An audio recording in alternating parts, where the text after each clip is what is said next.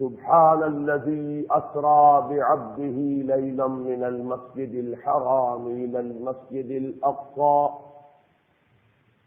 الذي باركنا حوله لنريه من آياتنا إنه هو السميع البصير. وقال تبارك وتعالى في سورة النجم: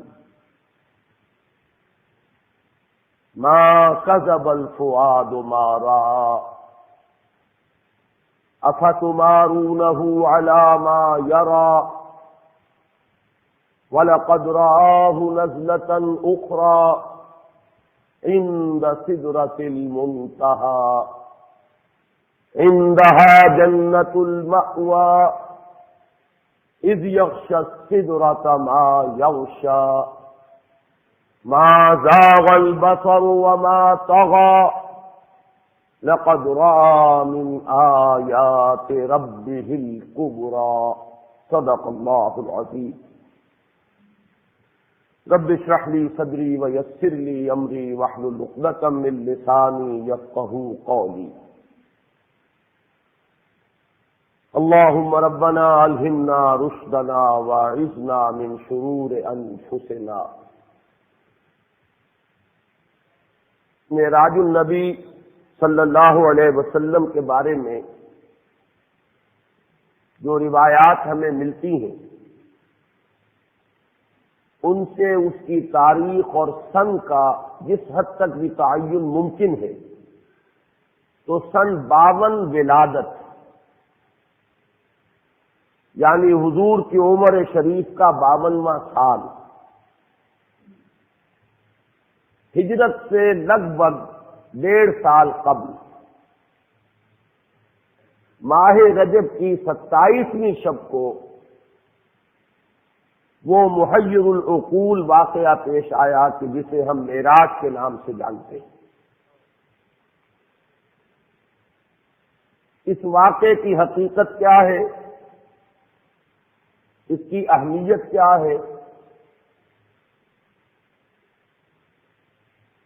اس موضوع پر گفتگو کرنے کے ضمن میں سب سے پہلے ہمیں معین کرنا ہوگا کہ ہماری سورسز کیا ہیں۔ ظاہر بات ہے کہ ہمارے لیے کسی بھی ضمن میں مرجع اول جو سب سے پہلی بنیاد ہے وہ قرآن مجید ہے۔ قرآن حکیم میں واقعہ معراج کا ذکر 2 مقامات پر صراحت کے ساتھ، یہ کوئی اشارے یا کنائے یا رمز یا ایما کا انداز نہیں ہے، نہ اس میں کوئی ابہام ہے نہ ایہام ہے، بلکہ صراحت کے ساتھ واضح الفاظ میں 2 مقامات پر ذکر ہے۔ اس سفر مبارک کے 2 ہی حصے ہیں، ایک اس کا زمینی حصہ ہے مسجد حرام سے مسجد اقصی تک، اور ایک اس کا آسمانی حصہ ہے مسجد اقصی سے سدرۃ المنتہا تک۔ چنانچہ قرآن مجید میں 2 مقامات پر اس واقعے کے انہی 2 حصوں کو جدا جدا بیان کیا گیا۔ 15ویں پارے کی بھی پہلی آیت ہے اور سورہ بنی اسرائیل کی بھی پہلی آیت ہے، جس میں اس کے زمینی حصے کا ذکر ہے: سبحان الذی اسری بعبدہ لیلا من المسجد الحرام الی المسجد الاقصی۔ پاک ہے وہ ذات جو لے گئی راتوں رات اپنے بندے کو شب کے ایک حصے میں مسجد حرام سے مسجد اقصی تک، الذی بارکنا حولہ، جس کے ماحول کو ہم نے مبارک بنایا، لِنُرِيَهُ مِنْ آیاتنا، تاکہ ہم دکھائیں اسے صلی اللہ علیہ وسلم اپنی نشانیوں میں سے، انہ هو السمیع البصیر، سب کچھ سننے والا اور سب کچھ دیکھنے والا تو صرف وہ ہے۔ یہ ہے سورہ بنی اسرائیل کی پہلی آیت۔ اس سورہ مبارکہ کا نام سورہ اسراء بھی ہے، بلکہ عرب ممالک میں قرآن مجید جو چھپتے ہیں تو وہاں سورہ بنی اسرائیل کے نام سے اسے موسوم نہیں کیا جاتا، سورۃ الاسراء اس کا نام ہے۔ جو اس کا آسمانی حصہ ہے اس کا ذکر سورۃ النجم میں ہے۔ وہ آیات بھی میں نے آپ کے سامنے تلاوت کی تھی، لیکن ان کا ترجمہ میں بعد میں اپنی تقریر کے دوران ہی کروں گا۔ تو مرجع اول جو ہے ہمارا وہ قرآن حکیم، جس میں صراحت کے ساتھ یہ واقعہ مذکور ہے، لہذا اس کا انکار کفر ہوگا۔ اگرچہ توجیہ، تعویل، اس کی حقیقت کیا تھی اس کے اعتبار سے اگر کوئی الفاظ قرآنی میں جس حد تک گنجائش ہو، اس حد تک اگر اختلاف ہو تو وہ اختلاف جو ہے اس کو ہم کفر تک نہیں سمجھیں۔ دوسرا مرجع جو ہے دین میں قرآن کے بعد وہ احادیث نبویہ علی صاحب الصلاۃ والسلام۔ احادیث میں ہمیں معلوم ہے کہ درجہ بندی ہے، سند کے اعتبار سے قوی ترین احادیث وہ ہیں جو صحیحین میں ہے، صحیح بخاری اور صحیح مسلم میں۔ ان میں سے بھی وہ حدیثیں کہ جو ان دونوں میں موجود ہو، جن کی صحت پر یہ دونوں امام متفق ہو گئے، وہ اپنی سند کے اعتبار سے قرآن مجید کے آس پاس پہنچ جاتی ہے۔ اس صراحت کے بعد یہ جان لیجئے کہ اگرچہ احادیث جن کی تعداد کثیر ہے، جن میں کہ واقعہ معراج کا ذکر ہے اور اس کی مختلف تفاصیل جو ہے مذکور ہے، تاہم جو نوٹ کرنے والی بات ہے وہ یہ ہے کہ کم سے کم 28 صحابہ ہیں کہ جن سے یہ واقعہ معراج مروی ہے۔ کیونکہ ایک ایک روایت کئی کئی صحابہ سے، اس اعتبار سے روایات کی تعداد تو بڑھ جائے گی، بہت کثیر ہوگی، لیکن صحابہ کرام 28 ہیں کہ جن سے وہ احادیث مروی ہیں کہ جن میں معراج کا ذکر ہے تفصیلاً یا اجمالاً۔ اور ان میں ایک بڑی مفصل روایت وہ بھی ہے کہ جو متفق علیہ ہے، یعنی احادیث کے اس طبقے سے تعلق رکھتی ہے کہ جس کے بارے میں کسی شک و شبے کی گنجائش بہت ہی کم رہ جائے۔ اس حدیث میں جو تفاصیل آئی ہیں انہیں ہمیں من و عن ماننا ہوگا۔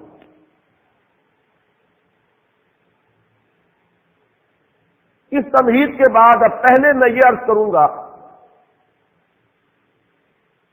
کہ اس واقعے کی نوعیت کیا ہے۔ آیا یہ کوئی منفرد واقعہ ہے کہ جو صرف نبی اکرم صلی اللہ علیہ وسلم کو پیش آیا ہو، یا یہ کہ یہ نبوت و رسالت کے مستقل معاملات میں سے ایک معاملہ ہے، اور مختلف انبیاء اور رسل کے ساتھ جو فرق و تفاوت ہے وہ آیا نوعیت کا ہے یا کیفیت کا ہے۔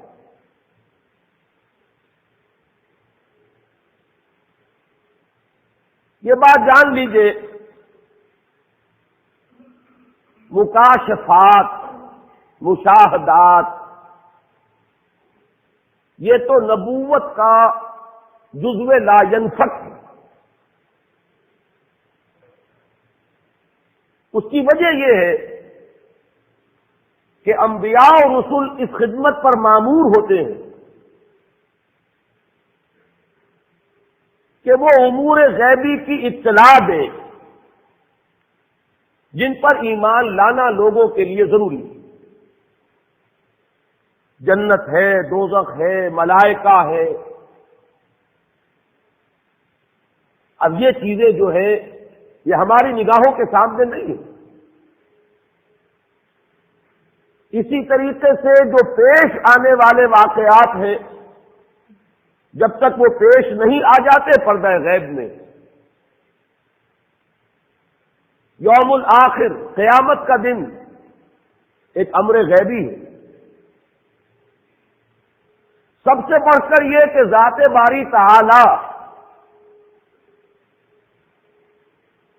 اب یا یوں کہہ لیں کہ وہ غیب میں ہے یا یوں کہہ لیں کہ ہم اس سے غیب میں ہیں، نتیجتاً کوئی فرق واقع نہیں ہوتا۔ میں نے آج جمعے کی تقریر میں بھی عرض کیا تھا کہ ہم یوں کہیں کہ ہمارے اور اس کے مابین غیب کا پردہ حائل ہے۔ یہ وہ چیزیں ہیں کہ جن پر ایمان لانا لا بد من، ہدایت کا نقطہ آغاز ہی یہ ہے کہ ان کو مانا جائے۔ یہی وجہ ہے کہ سورہ بقرہ میں ہدایت کے لیے جو شرط اولین بیان کی گئی، الف لام میم ذالک الکتاب لا ریب فیہ ھدی للمتقین الذین یؤمنون بالغیب، یہ شرط اول ہے۔ اب جو ہستیاں اس خدمت پر مامور ہوئی ہوں کہ وہ ان امور غیبیہ پر ایمان کی دعوت دیں، ظاہر ہے کہ انہیں تو ان پر بدرجہ تمام و کمال ایمان اور یقین ہونا چاہیے۔ جب تک وہ ایمان اور یقین ان کے اندر اپنے درجہ تمام و کمال کو نہ پہنچا ہوا ہوگا، وہ دوسروں تک اس ایمان بالغیب کو کیسے منتقل کرے؟ اب یہ بھی جان لیجئے کہ ایمان اور یقین کے مراتب ہیں۔ ایک یقین وہ ہے جو فکر و نظر اور تعقل و تفکر کے نتیجے میں پیدا ہو جاتا ہے۔ ایک یقین وہ ہے کہ جو خود ذاتی مشاہدے سے پیدا ہوتا ہے۔ اس سے بھی بلند تر ایک درجہ ہے کہ جو انسان کے ذاتی تجربے اور احساس سے ہوتا ہے۔ قرآن مجید میں اس کے لیے 3 اصطلاحات استعمال ہوئی: علم الیقین، عین الیقین، حق الیقین۔ علم الیقین یہ ہے کہ آپ نے استنباط کیا، استدلال کیا اور کسی چیز کا علم آپ کو حاصل ہوا، آپ کو یقین آ گیا۔ عین الیقین یہ ہے کہ آپ نے اس چیز کو دیکھا، اور حق الیقین کا درجہ اس سے بلند ہوگا، وہ انسان کے اپنے ذاتی تجربے کا ایک جز بن جائے۔ ایک مثال سے ان تینوں کو میں واضح کر سکوں گا۔ بڑی سادہ مثال ہے، آپ نے پہلے بھی شاید سنی ہو۔ اگر آپ کہیں دیکھیں کہ دھواں ہے تو آپ کو یقین ہو جاتا ہے کہ آگ ہے، اس لیے کہ آپ کو یہ کلیہ معلوم ہے، مسلسل مشاہدے سے یہ بات آپ کے علم میں ہے کہ دھواں اور آگ لازم و ملزوم ہے۔ اگر کہیں دھواں ہے تو آگ لگی ہوگی۔ آگ اگرچہ آپ نے نہیں دیکھی، لیکن دھوئیں کو دیکھ کر آپ نے استدلال سے، استنباط سے آگ کے وجود پر یقین کر لیا۔ یہ علم الیقین۔ اب آپ نے قدم بڑھائے، آپ بھاگے دوڑے، وہاں پہنچے اور آپ نے دیکھ لیا کہ آگ لگی ہوئی۔ یہ ہے اس سے بلندتر درجہ عین الیقین، جسے ہم کہتے ہیں عربی میں لیس الخبر کالمشاہدہ کالمعائنہ، کسی کے بتانے سے جو یقین پیدا ہوتا ہے وہ ویسا نہیں ہو سکتا جتنا خود دیکھنے سے پیدا ہوتا ہے۔ فارسی میں کہتے ہیں شنیدہ کہ بود مانند دیدہ، سننے سے جو علم حاصل ہوا وہ اس کے برابر نہیں ہوتا کہ جو دیکھنے سے حاصل ہوتا ہے۔ اس سے جو اگلا درجہ ہے وہ اصل میں آگ کی اصل حقیقت کا ادراک ہے۔ آگ آپ نے دیکھ لی، آگ ہے، یہ وسوسہ بھی ہو سکتا ہے کہ شاید آگ کسی صورت ہے، حقیقت میں آگ نہ ہو۔ سورۃ النجم میں ہم دیکھیں گے ما کذب الفؤاد ما رأى، اس میں اشارہ اسی وسوسے کی طرف ہے کہ کسی وقت انسان ایک شے کو دیکھ رہا ہوتا ہے لیکن یقین نہیں آتا کہ میں ٹھیک دیکھ رہا ہوں۔ آنکھیں نہیں بینیم یا رب ببیداریس یا رب یا بخواب، اے اللہ جو کچھ میں دیکھ رہا ہوں یہ بیداری میں دیکھ رہا ہوں یا خواب میں دیکھ رہا ہوں، دیکھ رہا ہوں لیکن یقین نہیں آ رہا۔ اس وسوسے کا ازالہ کلیتاً ہو جائے گا جب وہ آگ آپ کو چھو جائے، اب معلوم ہوگا یہ آگ صورت آگ نہیں حقیقت آگ ہے، یہ واقعتاً آگ ہے، اور تبھی آپ کو اندازہ ہوگا آگ کہتے کسے ہیں۔ اگر کبھی انگارے نے آپ کے جسم کو چھوا نہ ہو اور ساری عمر آگ صرف دیکھی ہو تو دیکھی ہوئی بھی ہے لیکن اس کی حقیقت کا علم آپ کو نہیں ہے جب تک کہ وہ آگ کہیں آپ کے جسم سے مس نہ ہوئی۔ یہ ہے وہ ذاتی تجربہ، انسان کے اپنے احساس تک جب رسائی ہو جاتی اس چیز کی تو یہ ہے حق الیقین۔ اب ظاہر بات ہے کہ انبیاء کو جو یقین منتقل کرنا ہے دوسروں میں، اس کے لیے ان کا تجربہ، ان کا معائنہ اگر یہ نہ ہو تو یقین کا وہ درجہ کبھی پیدا نہیں ہو سکتا کہ ان کی ہستیوں سے یقین متعدی ہو، لوگوں تک پہنچے، پھیلے۔ جیسے بھٹی اگر ہے آگ کی تو اس سے حرارت خود بخود نکلتی ہے اور دوسروں تک پہنچ جاتی ہے۔ یہ ہے اصل میں وہ سبب جس کی بنا پر عالم ملکوت کے مشاہدات اللہ تعالی انبیاء اور رسولوں کو کراتا رہا۔ یہ مکاشفات کی شکل میں بھی ہوئے ہیں، یہ رویا کی شکل میں بھی ہوئے ہیں، یہ حالت نوم میں بھی ہوئے ہیں، حالت بیداری میں بھی ہوئے ہیں۔ ان دونوں کے بین بین کی ایک کیفیت ہے، بین النوم والیقظہ، بیداری اور سونے کے درمیان کی کوئی کیفیت۔ اس میں کچھ چیزوں کو ممثل کر کے بھی دکھایا گیا ہے، بعض حقائق براہ راست مشاہدہ کرائے گئے، جیسے جیسے مراتب ہے ویسے ویسے ہی ان تجربات اور ان مشاہدات کا معاملہ ہے۔ سورہ انعام کی آیت نمبر 75 میں فرمایا وَكَذَلِكَ نُرِي إِبْرَاهِيمَ مَلَكُوتَ السَّمَاوَاتِ وَالْأَرْضِ وَلِيَكُونَ مِنَ الْمُوقِنِينَ، اسی طرح ہم ابراہیم کو دکھاتے رہے ملکوت السماوات والارض، ہماری جو خفیہ حکومت ہے اس کائنات کا جو ایک نظام ہے وہ ایک حکومت ہے، اللہ کی حکومت، اس کے بھی کارندے ہیں، اس کی سول سروس ہے، وہ ملائکہ ہے، لیکن یہ ہماری نگاہوں سے مخفی ہے۔ ملائکہ تو ہے، یہاں ہے، ہم میں سے ہر ایک کے ساتھ ہے، کرامن کاتبین موجود ہیں، لیکن یہ کہ وہ مخفی ہے، وہ غیب میں ہے یا ہم اس سے غیب میں ہیں۔ اس عالم کا مشاہدہ کرایا جاتا رہا۔ کذالک نری ابراہیم ملکوت السماوات والارض، آسمانوں اور زمین کی وہ خفیہ حکومت، وہ غیبی حکومت، اس کے معاملات دکھائے جاتے رہے۔ اور اگلا ٹکڑا بہت اہم ہے میری اس گفتگو کے اعتبار سے، وَلِيَكُونَ مِنَ الْمُوقِنِينَ، تاکہ وہ صاحب یقین لوگوں میں سے بن جائے۔ ایمان تو محض خبر کی بنیاد پر بھی ہے،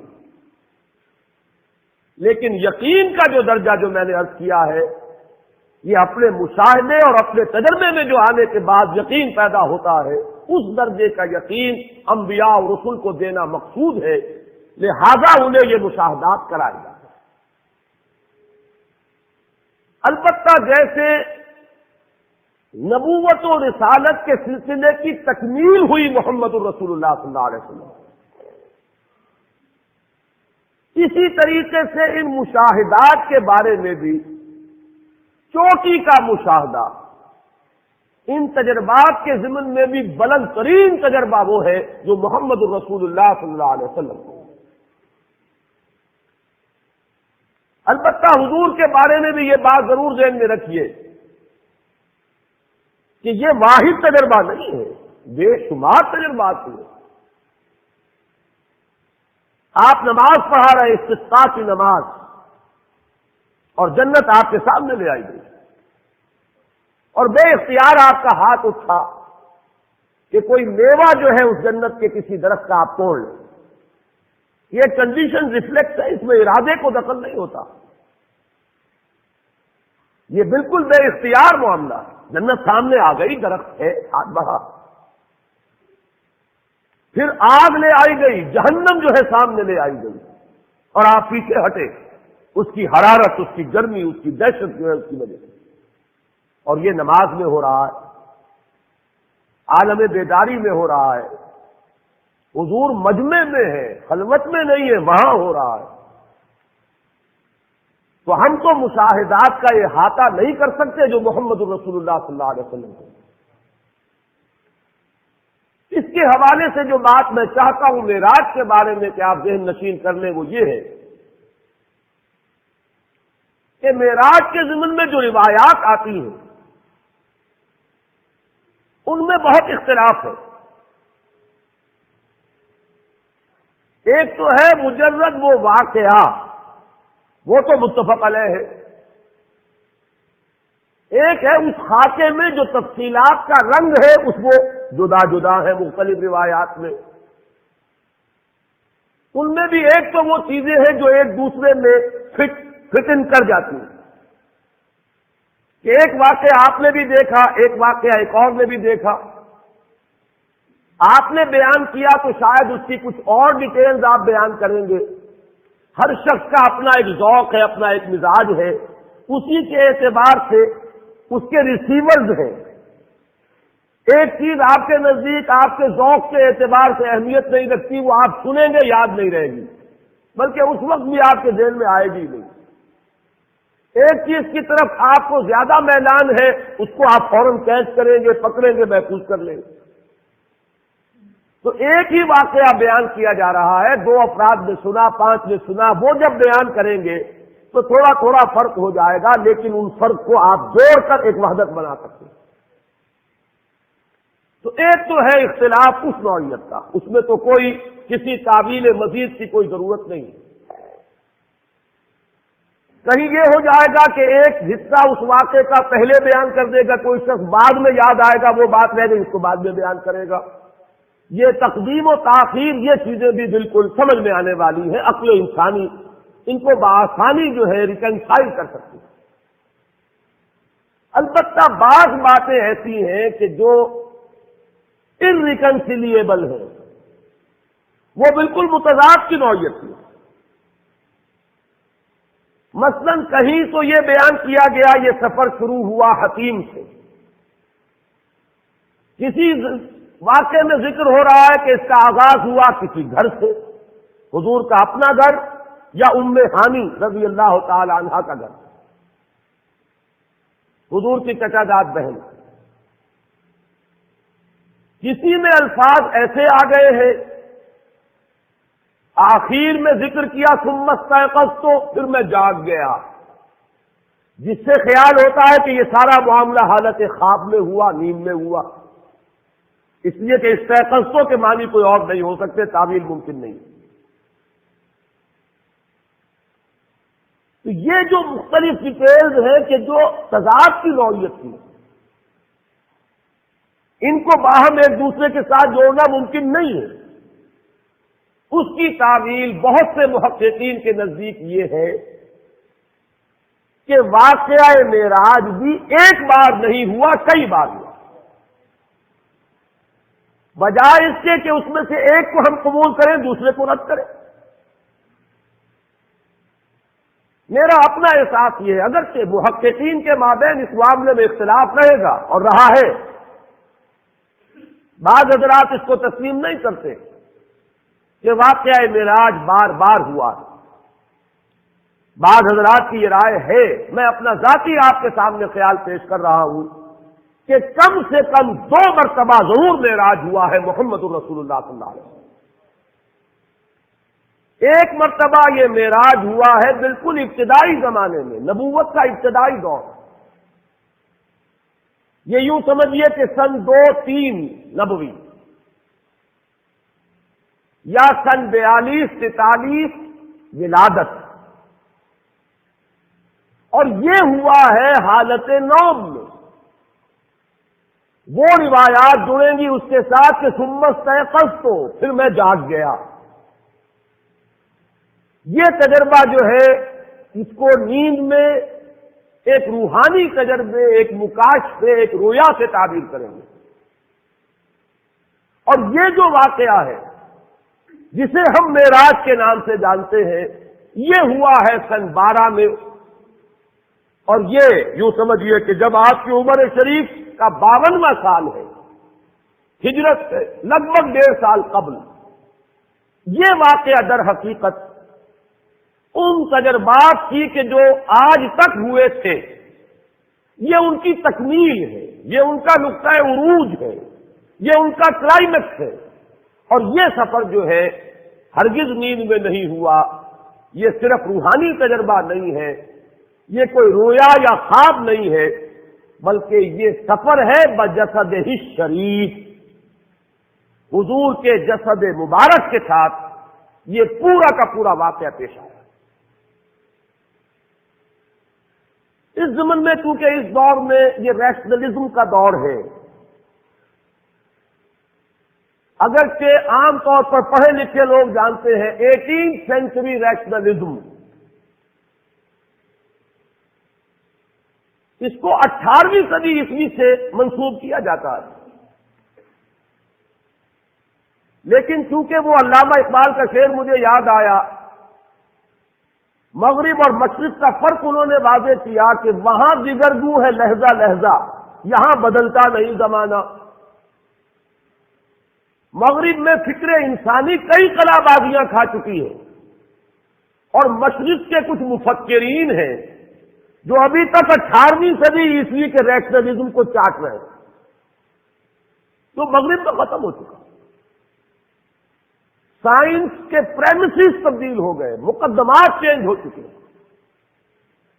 اصول بدل چکے ہیں، لیکن ہمارے ہاں کچھ لوگ ہیں جو ابھی وہ نیوٹونین فزکس کو جو ہے وہ لے کر مضبوطی سے پکڑے گئے،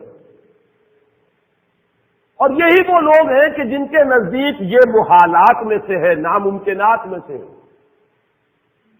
میں اسی لیے کہا کرتا ہوں کہ اگر سر سید نے ٹھوکر کھائی تو وہ قابل رحم ہے، معذور ہے، وہ آج سے 100 سال پہلے کے انسان ہیں۔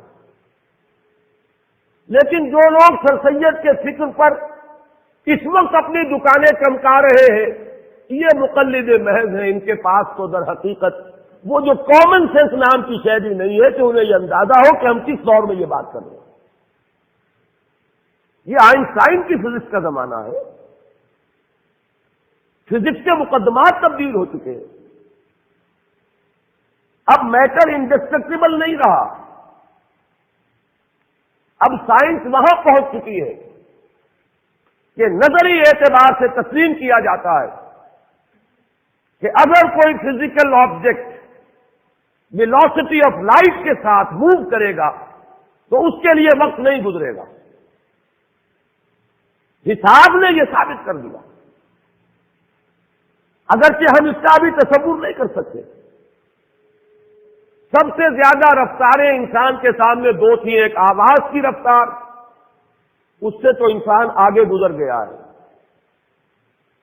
بندوق کی گولی پہلے جایا کرتی تھی آواز سے آگے، لگتی پہلے تھی، آواز بعد میں آتی تھی، لیکن اب تو سپر سونک جیٹ ہے، آواز سے کہیں زیادہ ان کی اپنی رفتار ہے۔ اب صرف ایک رفتار رہ گئی ہے، ویلوسٹی آف لائٹ، وہاں تک پہنچنے کا کوئی تصور ابھی ہمیں حاصل نہیں ہے، لیکن ہم جانتے ہیں کہ ممکن ہے۔ وہ انسانی قدرت سے ممکن نہ ہو، اللہ کی قدرت سے ممکن ہے۔ وہ چاہے بالفعل ہمارے لیے ابھی اچیو کرنا اس کا ممکن نہ ہو، لیکن اب وہ بات عقل میں آتی ہے، حساب کتاب سے وہ بات برآمد ہو رہی ہے۔ صرف یہ فرق ہے انسانی قدرت اور اللہ کی قدرت کا، جس کی طرف اشارہ کر کے بات شروع کی گئی، سبحان الذی اسری بعبدہ، پاک ہے وہ ذات جو لے گئی اپنے بندے کو راتوں رات مسجد اقصی سے مسجد حرام سے مسجد اقصی تک۔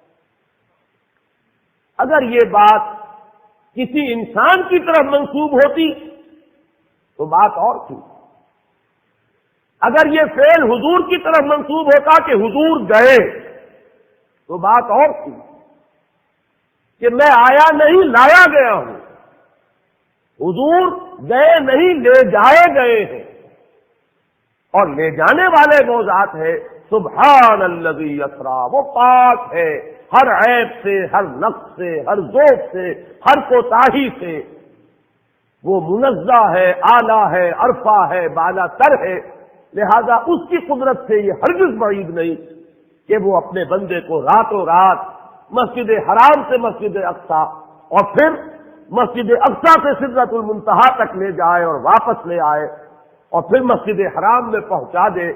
اور بعض روایات میں آتا ہے کہ وضو کا پانی ابھی بہ رہا تھا اور کنڈی جو ہے حضور کے مکان کی وہ ابھی ہل رہی تھی، معلوم ہوا وقت نہیں گزرا۔ یہ چیز جیسا کہ میں نے عرض کیا، آج کا جو ذہن ہے اس کے لیے یہ اب ناقابل قیاس، ناقابل یقین نہیں رہی۔ سبحان الذی اسری بعبدہ۔ دوسری قابل توجہ بات ہے لفظ عبد، ایک اس پہلو سے کہ عبد کا اطلاق صرف روح پر نہیں ہوگا، روح اور جسد دونوں پر ہوگا۔ عبد تو ہم ہیں، صرف روح کو عبد نہیں کہا جائے گا۔ روح کی حقیقت کو تو خیر ہم اپنی روح کی حقیقت کو نہیں سمجھ سکتے، تو روح محمدی صلی اللہ علیہ وسلم کی حقیقت کو کیا سمجھیں گے؟ عبد کا اطلاق بلکہ جان لیجئے کہ اکثر و بیشتر تو جسد پر ہوگا۔ تو اس سے بھی ایک اضافی بات معلوم ہوئی کہ صرف روح محمدی نہیں لے جائی گئی، محمد لے جائے گئے صلی اللہ علیہ وسلم، اور محمد کا اطلاق روح محمدی اور آپ کے جسد شریف دونوں کے مجموعے پر ہوگا، صرف روح پر نہیں۔ دوسری بات جو اس میں بہت قابل لحاظ ہے وہ یہ ہے کہ یہ جو مقام عروج ہے جس کا ذکر ہو رہا ہے، اور حضور کی دو نسبتوں میں سے جس نسبت کا یہاں حوالہ دیا جا رہا ہے وہ نسبت رسالت نہیں، نسبت عبدیت۔ ویسے بھی عام طور پر قرآن مجید میں جہاں اللہ تعالی کی عنایت خصوصی، شفقت خصوصی کا ذکر آتا ہے حضور پر، وہاں آپ کی نسبت عبدیت کا ذکر ملے گا۔ جیسے یہاں ہم نے دیکھا، جیسے اگلی سورت میں ہے سورہ کہف میں، الحمدللہ الذی انزل علی عبدہ الکتاب ولم یجعل لہ عوجا، جیسے سورۃ الفرقان میں تبارک الذی نزل الفرقان علی عبدہ لیکون للعالمین نذیرا، اسی طریقے سے سورۃ النجم میں ہے فاوحی الی عبدہ ما اوحی، اسی طرح یہاں ہے سبحان الذی اسری بعبدہ لیلا من المسجد الحرام الی المسجد الاقصی. یہاں وہ نقطہ جان لیجئے کہ نسبت عبدیت بالا تر ہے نسبت رسالت سے، نمبر 1. اور اگر اس کو صوفیہ کی اصطلاح میں سمجھیں گے تو نسبت عبدیت ایک عروجی نسبت ہے، نسبت رسالت ایک نزولی نسبت ہے. ذرا اگر ذہن میں رکھیں گے اسے تو حضرت موسیٰ علیہ السلام کو جو پہلی وحی ہو رہی ہے یا مخاطبہ اور مکالمہ سے جو وہ مشرف ہو رہے ہیں تو کوہ طور پر ہے، بلند مقام پر ہے. اور اس سے اعلیٰ مقام اور کیا ہوگا کہ اللہ تعالی سے بلا واسطہ گفتگو ہو رہی ہے، درمیان میں کوئی واسطہ حائل نہیں ہے. وَكَلَّمَ اللَّهُ مُوسَىٰ تَكْلِيمًا. یہاں موسیٰ کیا ہے؟ عبد ہے. رسالت کا حکم ملا تو کیا؟ اذهب إِلَىٰ فِرْعَوْنَ إِنَّهُ طَغَىٰ. جاؤ فرعون کی طرف. اب موسیٰ پہاڑ سے اتریں گے تو جائیں گے. کسی کے پاس سے کوئی جاتا ہے تو اس کی طرف پیٹ کر کے جاتا ہے. کسی کے سامنے 10 بستہ کھڑا ہوتا ہے تو اس کے حضور میں ہے، مواجہہ کر رہا ہے، فیس ٹو فیس ہے. تو کون سی نسبت بالا تر ہوئی؟ نسبت عبدیت. فرض منصبی ہے رسالت، جاؤ ادا کرو. مولانا روم نے اس کو بیان کیا ہے، بہترین تمثیل ہے. اصل میں ان حقائق کے جاننے والے یہ صوفیاء ہی ہیں. یہ نہ فقہا کا دائرہ ہے نہ محدثین کا دائرہ ہے. اپنے اپنے دائرے ہیں، اپنے اپنے کام سب نے کیے ہیں. ہمارے سبھی محسن ہیں، لیکن یہ کہ بہرحال اپنا اپنا ذوق، اپنا اپنا فیل. ان چیزوں کو اور ان میں پھر فرق مراتب جو قائم کیا ہے وہ صوفیاء کام ہے. بارش کی مثال دی ہے. یہ واٹر سائیکل جو چل رہا ہے ہماری اس دنیا میں، سمندر سے بخارات اٹھ رہے ہیں، یہ عروج ہے. کتنی لطیف حالت میں ہے، کتنے پاک اور صاف ہیں. یہ تو عمل کثیر ہو رہا ہے نا. پانی کو بھاپ بنایا گیا ہے، اس میں کوئی کثافت تو ساتھ نہیں جائے گی. بالکل پاک اور صاف پانی لطیف ترین صورت میں اوپر جا رہا ہے. اوپر جا کر بادل بنے، ہوائیں لے گئیں، اب وہ بارش بن کر نازل ہو رہا ہے. نازل ہو رہا ہے تو کیا ہوگا؟ وہ پہلے فضا کو دھوئے گا، وہ کچھ کثافت پانی میں بھی جمع ہو جائے گی، زمین پر برسے گا، زمین کو دھو دے گا، لیکن کچھ کثافتیں شامل ہو جائیں گی. یہ ندیوں نالوں سے دریاؤں سے ہوتا ہوا پھر سمندر میں پہنچے گا. وہ ساری کثافت سمندر میں رہ جائے گی اور پھر وہ لطیف اور صاف اور پاک ہو کر پھر آسمان کی طرف اٹھ جائے گا. یہ عروج ہے، وہ نزول ہے. نزول سے صفائی ہو رہی ہے دوسروں کی، فضا کی، زمین کی. عروج میں اپنی صفائی. یہی ہے سائیکل. رات کو اللہ کا بندہ اس کے حضور میں کھڑا ہے. یہ کس کی صفائی ہے؟ اپنی. کس چیز کی صفائی یہ میں بعد میں بیان کر دوں گا. اسے کہیں اپنی کثافتوں پر قیاس نہ کر لیجیے. وہ کثافتیں ان کے پاس بھی نہیں. گر حفظ مراتب نہ کنی زندگی. لیکن پھر دن میں کیا حکم ہے؟ اب وہ نزول ہے. اس نزول میں کثافت آ جاتی ہے. کیا کثافت؟ کسی نے گالی دے دی، کچھ تکبر پیدا ہوگا کہ نہیں طبیعت میں؟ بالکل نہ ہونا ناممکن ہے. وَلَقَدْ نَعْلَمُ، ہمیں معلوم ہے انہ لیحزنک الذی یقولون، آپ کو رنج ہوتا ہے، افسوس ہوتا ہے، آپ کی طبیعت پر تکدر آتا ہے ان کی باتیں سن کر۔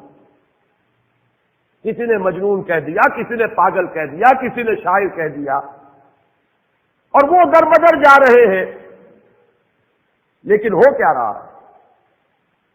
تو اگر طبیعت پر کچھ تکدر بھی آ گیا ہے محمد الرسول اللہ صلی اللہ علیہ وسلم کے، اس تکدر کا بھی دور کیا جانا ضروری ہے۔ راتوں کو کھڑے رہیے، اب یہ عروجی نسبت ہے، یہ اوپر جا رہے ہیں، اور دن میں نزول فرمائیے اور لوگوں کے دلوں کو صاف کیجیے، ان کے ذہنوں کو صاف کیجیے، ماحول کو صاف کیجیے۔ یا ایھا المزمل قم اللیل الا قلیلا نصفہ او انقص منہ قلیلا او زد علیہ ورتل القرآن ترتیلا انا سنلقی علیک قولا ثقیلا ان ناشئۃ اللیل ہی اشد وطئا واقوم قیلا ان لک فی النہار سبحا طویلا۔ دن کے وقت تو آپ کے لیے بڑی مشقت ہے، بڑی محنت ہے، تبلیغ ہے، تلقین ہے، دعوت ہے، نصیحت ہے، کبھی اپنوں کی طرف سے تکدر ہو جاتا ہے۔ حضرت عائشہ سے ایک مرتبہ ہو جاتا ہے گھروں میں، کسی بات پر آپ ناراض ہوئے، آپ نے یہاں تک کہہ دیا کہ تمہارے ہاتھ ٹوٹ جائیں۔ اس کے بعد حضرت عائشہ کو دیکھا کہ وہ اپنے ہاتھوں کو دیکھ رہی ہیں، پوچھا کیا دیکھ رہی ہے؟ انہوں نے عرض کیا میں منتظر ہوں کہ کب نبی کی بد دعا کا اثر ظاہر ہو۔ اس پر آپ نے فوراً اللہ تعالیٰ کی جانب رجوع کیا، اے اللہ میں انسان ہوں، میری زبان سے کبھی غصے میں بھی الفاظ نکل جاتے ہیں، اے اللہ تو ان کو قبول نہ کر لیجیے۔ ہے تکدر؟ غزوہ احد میں تکدر طبیعت میں ہوا تو ہے۔ کیف یہدی اللہ قوما خضبوا وجہ نبیہم بالدم، اللہ اس قوم کو کیسے ہدایت دے گا جس نے اپنے نبی کے چہرے کو لہو لہان کر دیا، رنگ دیا خون سے؟ تکدر تو ہوا ہے۔ اسی طرح کا تکدر وہ ہے، اسی لیے تو کہا گیا سورہ مزمل میں وَاصْبِرْ عَلَىٰ مَا يَقُولُونَ وَاهْجُرْهُمْ هَجْرًا جَمِيلًا۔ تلوار کا وار تو محمد پر پڑا ہے غزوہ احد میں، لیکن زبانوں کی جو زخم تھے وہ تو لگ رہے تھے مکے میں بھی، اس تکدر کو بھی صاف کرنا۔ تو یہاں بھی لفظ عبد کے حوالے سے ان حقائق کو ذہن نشین کر لیجئے۔ سبحان الذی اسریٰ بعبدہ، اسریٰ کہتے راتوں رات لے جانا،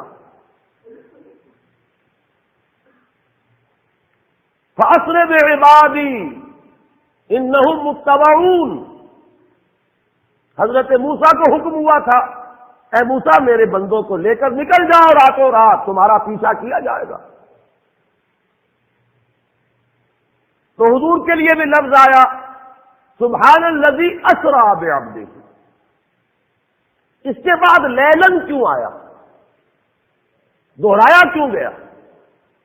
اس لیے میں نے ترجمے میں کیا تھا رات کا بھی ایک حصہ، پوری رات نہیں لگی، اس کا کوئی ایک وقفہ ہے، نہایت حقیر، نہایت قلیل، نہایت مختصر۔ من المسجد الحرام الى المسجد الاقصى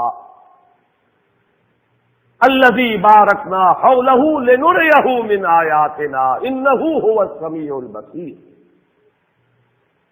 آیت کے آخری حصے پر بھی غور کر لیجئے، باقی وہ جو واقعات ہیں وہ میں حدیث کے حوالے سے آپ کو بتاؤں گا۔ مقصد کیا ہے اس کا؟ اپنی کچھ آیات کا مشاہدہ کرانا ہے۔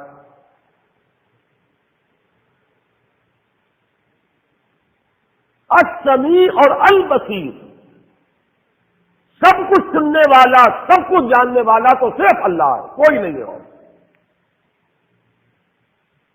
ہاں وہ اپنے علم میں سے جتنا جس کو چاہے دے دے، اپنی بصارت میں سے جتنا کسی کو چاہے حصہ عطا فرما دے، اپنی سماعت میں سے جتنا چاہے کسی پر فیضان فرما دے، یہ اس کا اختیار ہے۔ لا یحیطون بشیء من علمہ الا بما شاء، اللہ کے علم میں سے کوئی بھی کسی چیز کا احاطہ نہیں کر سکتا ما سوائے اس کے جو اللہ خود کا۔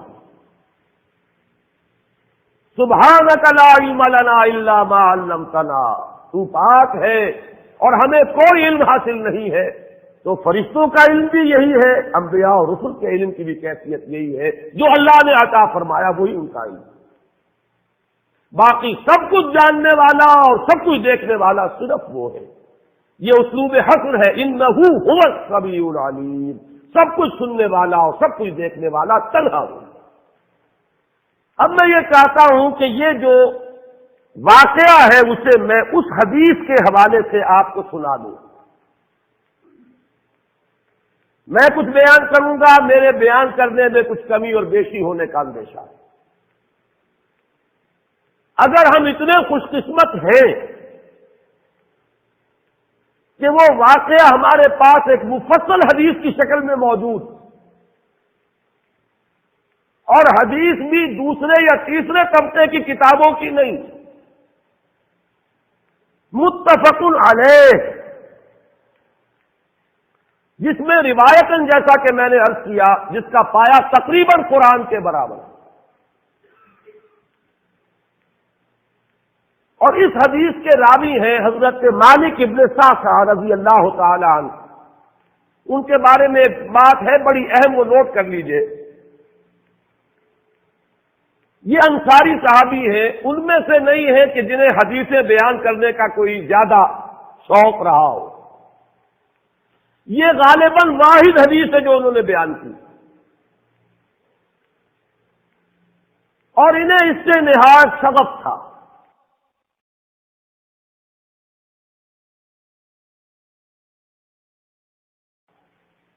نہایت محبت کے ساتھ انہوں نے اس کو محفوظ کیا تھا، اس کے ایک ایک لفظ کی حفاظت کی تھی۔ چنانچہ بعض دوسرے وہ صحابہ بھی جنہوں نے خود حضور سے یہ بات سنی ہوئی تھی، اب ایک تو وہ خود براہ راست روایت کر رہے حضور سے کہ ہم نے سنا، حضرت انس بن مالک رضی اللہ تعالی عنہ خود، لیکن وہ صحابہ بھی ان کی خدمت میں خاص طور پر حاضر ہو کر ان سے اس روایت کو سنتے تھے، اس لیے کہ اس روایت میں ان کا درجہ بہت بلند ہے، ان کو اس سے بہت شغف تھا۔ تو صحابہ جو براہ راست حضور سے سن چکے وہ بھی ان کے پاس جا کر خاص طور پر اس حدیث کو سنا کرتے۔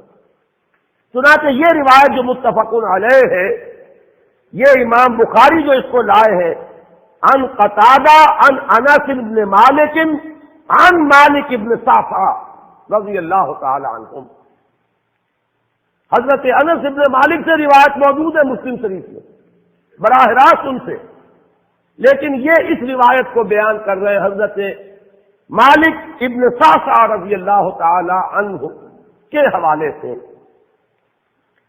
روایت کیا ہے؟ ان النبی صلی اللہ علیہ وسلم حدثهم عن لیلۃ اسری بہ۔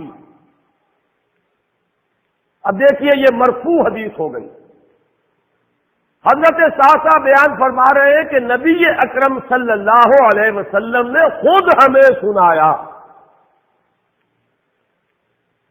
وہ حالات و واقعات سنائے جو اس رات کو پیش آئے جس رات کے انہیں لے جایا گیا۔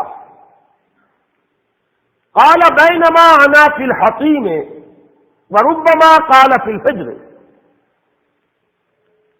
حضور فرماتے ہیں کہ میں اسی اثنا میں کہ میں حتیم میں تھا، اور ایک دوسری روایت میں الفاظ حجر آئے ہیں، وہ بھی کہتے ہیں اسی حصے کو۔ مضطجعا، میں لیٹا ہوا تھا، اذ اتانی آتن،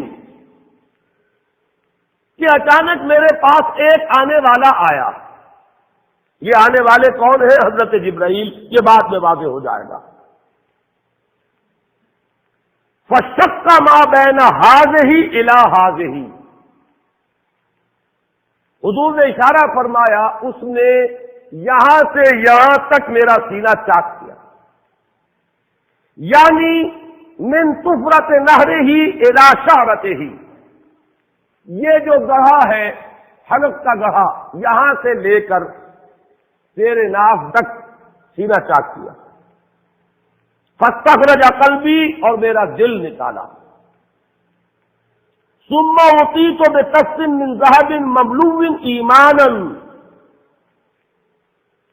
فغسل قلبی، پھر ایک کش لایا گیا سنہری جو ایمان سے مملوء تھا، بھرا ہوا تھا، تو پھر اس کے ذریعے سے میرے اس قلب کو، سینے کو دھویا گیا، ثم غسل ثم اعید، وفی روایت اس کے بعد اس کو لوٹا دیا گیا اور پھر وہ زخم بھی سی دیا گیا۔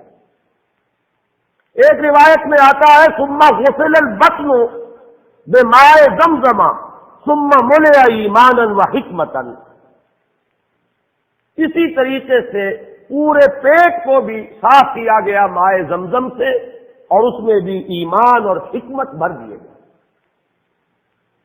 ثم اعطیت بدابۃ، پھر میرے پاس ایک چوپایا لایا گیا، دون البغل فوق الحمار، جو بغل یعنی خچر سے تو کچھ چھوٹا تھا، اور حمار یعنی گدھے سے کچھ بڑا تھا، اب یہ جو سفید تھا، یقال له البراق، جس کا نام براق ہے،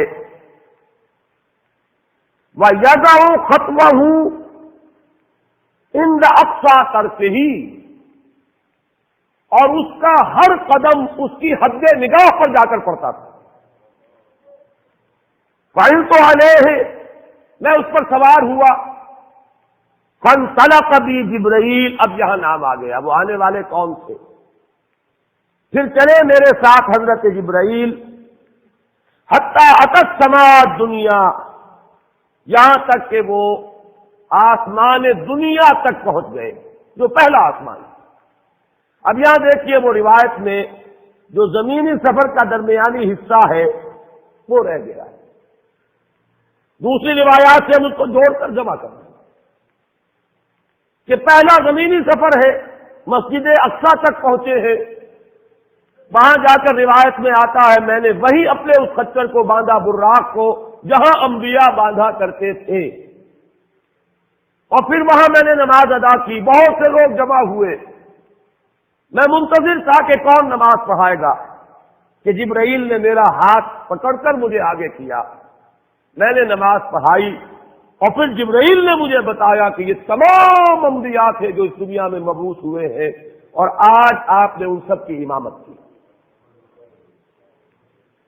یہاں سے پھر شروع ہوا ہے وہ دوسرا سفر، لیکن جب پہلے آسمان تک پہنچے فاستفتح، انہوں نے دستک دی، کھلوانا چاہا، قیل من ھذا، پوچھا گیا کون ہے؟ قال جبرائیل، انہوں نے جواب دیا جبرائیل۔ قیل ومن معک، پوچھا گیا کہ آپ کے ساتھ کون ہے؟ دیکھیے یہاں ذہن میں رکھیے گا، اس امکان کو کوئی شخص مسترد نہیں کر سکتا کہ ان ملائکہ کے علم میں ہو، لیکن پھر بھی پوچھ رہے ہیں، قانون قانون ہے، دروازے پر دستک دینی ہوگی، آئیڈینٹی ڈسکلوز کرنی ہوگی، چاہے علم میں ہو۔ جج جو ہے وہ اپنے علم کی بنیاد پر فیصلہ کبھی نہیں دے گا، وہ تو مقدمے کی سماعت ہوگی، شہادتوں کی بنیاد پر فیصلہ ہوگا۔ ذاتی علم کی بنیاد پر کرنا ہے تو وہ خود کسی اور عدالت میں اس مقدمے کو منتقل کرے اور وہاں گواہ کی حیثیت سے پیش ہو، تو قانون قانون ہے۔ پوچھا گیا آپ کے ساتھ کون ہے؟ قال محمد صلی اللہ علیہ وسلم۔ قیل وقد ارسل الیہ، پوچھا گیا کیا انہیں بلایا گیا ہے؟ قال نعم، انہوں نے فرمایا ہاں۔ قیل مرحبا بہ فنعم المجیء، جا ففتح فلما خلصت، اس کے بعد کہا گیا مرحبا ان کے لیے، تہنیت ہے، مبارکباد ہے، خوش آمدید ہے، کیا ہی اچھے ہیں وہ جو لائے گئے ہیں۔ پھر وہ سمائے دنیا جو ہے اس کا دروازہ کھولا گیا، میں اس میں داخل ہوا، فیضا فیہا آدم، میں نے دیکھا وہاں حضرت آدم تشریف فرما۔ فقال ھذا ابوک، جبرائیل نے کہا یہ آپ کے جد امجد ہیں، فسلم علیہ، ان کو سلام کیجئے، فسلمت علیہ، میں نے انہیں سلام کہا، فرد السلام، انہوں نے سلام کا جواب دیا، ثم قال مرحبا بالابن الصالح والنبی الصالح، خوش آمدید ہے، مرحبا ہے صالح بیٹے اور صالح نبی پر۔ ثم صعد بی، پھر مجھے اور اٹھایا گیا، حتی اتی السماء الثانیۃ، یہاں تک کہ جبرائیل پہنچ گئے دوسرے آسمان تک۔ فاستفتح، پھر وہی سوال و جواب ہے، میں ترجمہ نہیں کروں گا۔ قیل من ھذا، قال جبرائیل، قیل ومن معک، قال محمد، قیل وقد ارسل الیہ، قال نعم، قیل مرحبا بہ فنعم المجیء جاء ففتح فلما خلصت، جب یہ سارا اس کارروائی کے بعد داخل ہوئے ہیں دوسرے آسمان پر، فَإِذَا يَحْيَىٰ وَعِيسَىٰ وَهُمَا ابْنَا خَالَةٍ، وہاں میں نے دیکھا کہ یحییٰ اور عیسیٰ ہیں اور یہ خالہ زاد بھائی ہیں۔ قال هذا يحيى وهذا عيسى فسلم عليهما، فسلمت فردا، ثم قال مرحبا بالاخ الصالح والنبي الصالح، انہوں نے بھی کہا خوش آمدید اور مرحبا ایک صالح بھائی اور صالح نبی کو، یہاں نوٹ کیجئے گا، حضرت عیسیٰ اور حضرت یحییٰ یہ بنی اسرائیل میں سے، لہذا حضور کو اپنا بیٹا نہیں کہہ سکتے، بھائی کہہ رہے ہیں۔ آدم جد امجد ہیں، انہوں نے بیٹا کہا ہے، مرحبا بابن الصالح والنبی الصالح، وہ نبی تو ہے، سب کہیں گے نبی، لیکن کوئی بھائی کہے گا، کوئی بیٹا کہے گا، ابراہیم بیٹا کہیں گے، موسیٰ وہ بھائی کہیں گے، جن کی نسل سے آپ نہیں ہیں، وہ جو براہ راست نسل چلی آ رہی ہے اس میں جو ذکر کرے گا وہ بیٹے کے لفظ سے کرے گا۔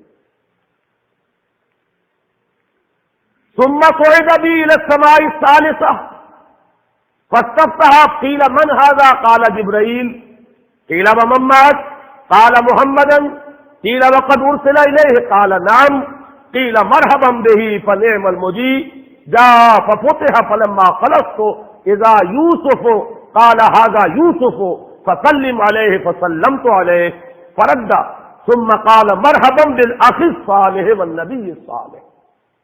اب مجھے ترجمے کی ضرورت نہیں ہے، ایک مرتبہ بات آپ نے سمجھ لی، اب تیزی کے ساتھ میں اس حدیث کو پڑھ دینا چاہتا ہوں۔ ثم صعد بی، پھر مجھے اور بلندی پر لے جایا گیا، حتی اتی السماء الرابعة فاستفتح، قیل من ھذا، قال جبرائیل، قیل ومن معک، قال محمد، قیل وقد ارسل الیہ، قال نعم، قیل مرحبا بہ فنعم المجیء جاء ففتح فلما خلصت فاذا ادریس، فقال ھذا ادریس فسلم علیہ، فسلمت علیہ، فرد، ثم قال مرحبا بالاخ الصالح والنبی الصالح۔ یہاں ملاقات ہوئی حضرت ادریس علیہ الصلوۃ والسلام سے۔ ثم صعد بی حتی اتی السماء الخامسة فاستفتح، قیل من ھذا، قال جبرائیل، قیل ومن معک، قال محمد، قیل وقد ارسل الیہ، قال نعم، قیل مرحبا بہ فنعم المجیء جاء ففتح فلما خلصت فاذا ہارون، قال ھذا ہارون فسلم علیہ، فسلمت علیہ، فرد، ثم قال مرحبا بالاخ الصالح والنبی الصالح۔ ثم صعد بی حتی اتی السماء السادسة فاستفتح، قیل من ھذا، قال جبرائیل، قیل ومن معک، قال محمد، قیل وقد ارسل الیہ، قال نعم، قیل مرحبا بہ فنعم المجیء جاء ففتح فلما خلصت فاذا موسیٰ، قال ھذا موسیٰ فسلم علیہ، فسلمت علیہ، فرد، ثم قال مرحبا بالاخ الصالح والنبی الصالح۔ چھٹے آسمان پر یہ حضرت موسیٰ سے ملاقات ہوئی۔ فلما جاوزت، بتا، جب میں آگے بڑھا تو حضرت موسیٰ روئے، قیل ما یبکیک، ان سے پوچھا گیا کہ آپ کو کیا چیز رلا رہی ہے؟ قال ابکی لأن غلاما بعث بعدی، کہ مجھے اس بات پر رونا آ رہا ہے یہ نوجوان محمد صلی اللہ علیہ وسلم، یہ میرے بہت بعد ان کی بعثت ہوئی ہے۔ يدخل الجنت من امته اکثر ممن يدخلها من امتی، میرے بہت بعد آنے کے باوجود ان کی امت میں سے جنت میں داخل ہونے والوں کی تعداد میری امت کے مقابلے میں بہت زیادہ ہوگی۔ بہرحال اپنی امت کا خیال تو ہے، وہ شفقت جو نبی اور رسول کو اپنی امت پر ہونی چاہیے وہ ہے بتمام و کمال۔ اسے معاذ اللہ کسی حسد پر معمول نہ کیجیے، بلکہ وہ جو احساس ہوا ہے اپنی امت کی محرومی کا، وہ ہے کہ جس نے حضرت موسیٰ علیہ السلام پر یہ کیفیت طاری کی۔ ثم صعد بی، پھر مجھے اور بلند کیا گیا، الی السماء السابعۃ، ساتویں آسمان پر، فاستفتح قیل من ھذا قال جبرائیل، قیل ومن مات قال محمد صلی اللہ علیہ وسلم، قیل وقد بعث الیہ قال نعم، قیل مرحبا بہ فنعم المجیء جاء، فلما خلصت فاذا ابراہیم قال ھذا ابوک ابراہیم فسلم علیہ، فسلمت علیہ فرد السلام، ثم قال مرحبا بالابن الصالح والنبی الصالح، حضرت ابراہیم نے پھر استقبال کیا، خوش آمدید صالح بیٹے اور صالح نبی کے لیے۔ ثم رفعت، اب ذرا یہاں نوٹ کیجئے گا، یہاں صعد تو نہیں آیا، صعد ابھی نہیں آیا، رفعت، پھر مجھے اور بلند کیا گیا، الی سدرۃ المنتہی، یہ سدرہ منتہا ہے جس کا ذکر ہے سورۃ النجم میں۔ یہاں میں چاہتا ہوں کہ وہ آیات ذرا آپ کو سنا دوں۔ سورۃ النجم کی ابتدائی آیات کی تشریح اور تفسیر میں بہت اختلاف ہے، وہ مشکلات القرآن میں سے ہے، قرآن کے مشکل ترین مقامات میں سے۔ بہرحال ایک مشاہدہ ہے جو حضور کو کرایا گیا، وہ اس کا ذکر ہے، وہ کیا تھا میں اس سے بحث نہیں کر رہا۔ تو اس مشاہدے کے ضمن میں آگے چل کر فرمایا ما کذب الفؤاد ما رأى، جو کچھ محمد نے دیکھا، ان کی نگاہوں نے دیکھا، ان کے دل نے اسے جھٹلایا نہیں۔ اس کی طرح میں اشارہ کر چکا ہوں، ایک ہمارا مشاہدہ ہوتا ہے کہ اس کے ساتھ وسوسے بھی ہوتے ہیں، جو دیکھ رہا ہوں یہ آگ ہے یا آگ کی سی صورت ہے۔ آج کل تو میں نے دیکھے ہیں بہت سے لیمپ اس طرح کے بنے ہوئے ہیں کہ واقعتاً انسان کو نظر آتا ہے انگارے، ہر آدمی دھوکہ کھا جائے گا، لیکن ہے نہیں، کچھ بھی نہیں ہے۔ تو ہماری آنکھ تو دھوکہ دیتی ہے، لیکن نبی کا جو مشاہدہ ہوتا ہے وہ آنکھ اور قلب کی یکجائی کے ساتھ ہوتا ہے، اس میں کہیں کوئی فرق و تفاوت نہیں۔ ما کذب الفؤاد ما رأى افتمارونہ علی ما یری، لوگوں کیا تم ان سے جھگڑتے ہو ان چیزوں کے بارے میں جو وہ دیکھتے ہیں؟ ان چیزوں کے بارے میں جھگڑا ہو سکتا ہے جو کہیں سے سنی سنائی ہو، لیکن تم جھگڑ رہے ہو محمد سے ان چیزوں کے بارے میں۔ افتمارونہ علی ما یری وَلَقَدْ رَآهُ نَزْلَةً أُخْرَى، اور انہیں تو وہ مشاہدہ ایک بار نہیں ہوا، ایک بار اور بھی ہوا ہے۔ کہاں ہوا؟ عند سدرۃ المنتہی، سدرۃ المنتہا کے پاس، عندہا جنت المأویٰ، اسی سدرۃ المنتہا کے پاس جنت ماوا ہے، وہ جس کا وعدہ کیا گیا ہے، جو ٹھکانہ بنے گی اللہ کے نیکوکار بندوں کا، جس میں وہ رہیں گا ہمیشہ ہمیشہ۔ فادخلوها خالدین، وہ بھی وہی ہے۔ اب یہاں نوٹ کر لیجئے جن احادیث میں جنت کے احوال اور ان کے مشاہدات آئے ہیں وہ وہی تو ہے، اس لیے اس کے مشاہدات ہیں، اس روایت میں ان کا ذکر نہیں۔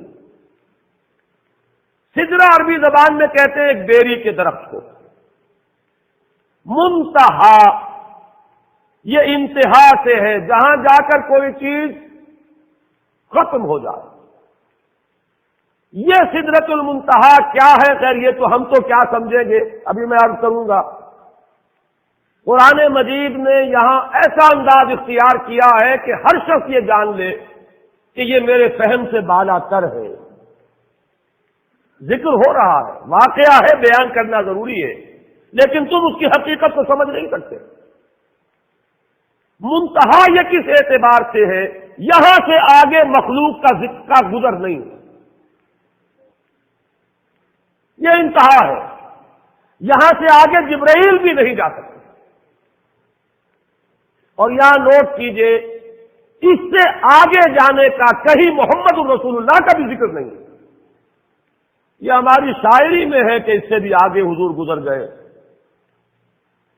قرآن مجید میں، حدیث میں کہیں ذکر نہیں، حضور بھی یہیں تک گئے۔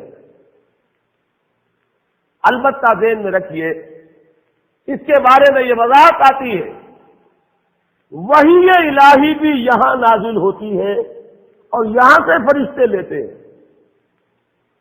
جو چیز اترتی ہے وہ بھی اولاً یہاں بلا واسطہ، آگے کوئی واسطہ نہیں ہے۔ یہ وہ حریم کبریا ہے، اس حرم میں داخلہ نہیں ہے۔ یہاں وہی بھی آئے گی تو یہاں سے لے لیں گے ملائکہ اور نیچے لے کر جائیں گے، اور جو کچھ عالم خلق کی کوئی شے آئے گی وہ بھی یہیں تک، اس سے آگے نہیں۔ لہذا یہاں نوٹ کیجئے، قرآن نے بھی وہاں ذکر کیا تو سدرۃ المنتہا کے پار کا نہیں۔ وَلَقَدْ رَآهُ نَزْلَةً أُخْرَىٰ عِندَ سِدْرَةِ الْمُنتَهَىٰ عِندَهَا جَنَّةُ الْمَأْوَىٰ إِذْ يَغْشَى السِّدْرَةَ مَا يَغْشَىٰ۔ یہ ہے وہ بات جس کی طرف میں اشارہ کر رہا تھا، جبکہ اس بیری کے درخت کو ڈھانپے ہوئے تھا، جو ڈھانپے ہوئے تھا وہ نہ زبان ادا کر سکتی ہے، نہ انسانی زبان میں وہ الفاظ اور حروف ہے کہ جو اس کی تعبیر کر سکے، نہ اس کا کوئی تصور انسان کے لیے ممکن ہے۔ جنت کی نعمتوں کے بارے میں جیسے ایک حدیث میں آتا ہے، ما لا عین رأت ولا اذن سمعت وما خطر علی قلب بشر۔ وہ نعمتیں جو نہ کسی آنکھ نے دیکھی، نہ کسی کان نے سنی، نہ کسی انسان کے دل پر ان کا کوئی خیال تک بھی کبھی آیا۔ اب اسے بیان کریں تو کن الفاظ میں؟ کمیونیکیٹ کیسے ہو؟ کمیونیکیشن تو ہوتی ہے کسی ایسے چیز کے حوالے سے جس کا آپ کو تجربہ ہو، آپ کی دید یا شنید میں آئی ہو، آپ کے ذہن میں اس کا کوئی تصور ہو، اس کے حوالے سے ہو سکتی ہے بات۔ لہذا یہاں دیکھیے انداز کیا ہے، اذ یغشی السدرۃ ما یغشی۔ تجلیات ربانی کس نوعیت کی، کس کیفیت کی حامل تھی؟